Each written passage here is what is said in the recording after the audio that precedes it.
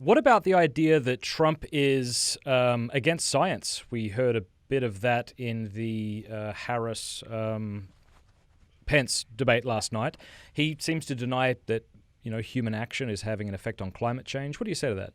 I think it's charming that people who tell us that babies are not babies and people who tell us that men are really women tell us that we are science deniers. That's a very ironic sort of statement to make. This requires also an understanding of what science is. Science comes from the Latin word scire, which means to know. It referred to all of knowledge. And then at the beginning of the progressive project, well, really, it begins during the scientific revolution, but then it really hits its stride during the beginning of the progressive project in the 19th century. You see this real split between science and philosophy. You see the advent of the social sciences, which were created to fund the progressive administrative state that separates politics from politics and that uses statistics, which comes from the word statista in Italian or statistik in German, which is literally meaning relating to the state or statist, to feed those scientific data in to the bureaucracy, and the bureaucracy is going to make our decisions. No longer are we going to be tasked with governing ourselves and persuading one another based on eternal questions using philosophy and reason. No, we don't have to do that now because science is just going to run our lives for us. We don't need to make decisions. We have Dr. Fauci. We have statistics. We have social science. Now, this creates a very unfortunate dilemma where the Constitution is totally undermined. But the sort of innovator of this, Woodrow Wilson, told us he was doing it. He said, this is a foreign concept. I'm bringing this in from Germany, and we're going to now create this kind of bizarro world in which everything is political. Your choice of shoes, your choice of coffee, everything is going to become politicized.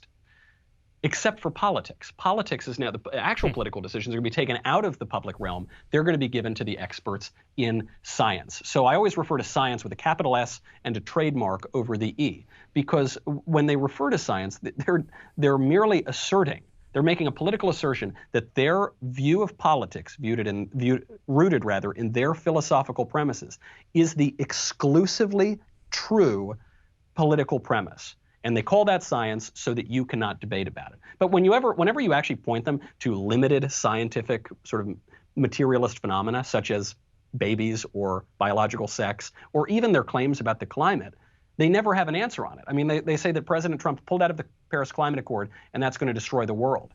But based on the actual scientific estimates of what the Paris Climate Accord would affect, you see that within a whole century of the Paris Climate Accord, it would barely reduce the global mean temperature at all. The global mean temperature, by the way, a problematic measurement, but I'm just taking them at their own terms.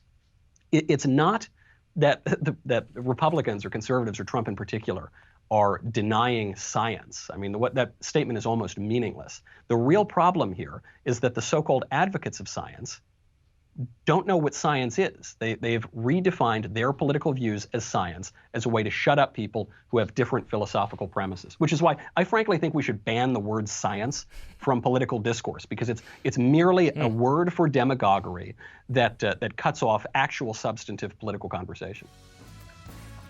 Thank you for watching this clip. You can click here to watch the full episode. And I want to say a big thanks to our sponsors and to our amazing patrons for making all of this possible. Please do us a favor before you go. Click that subscribe button and then the bell. And that way YouTube will be forced to let you know every time we put out a new episode.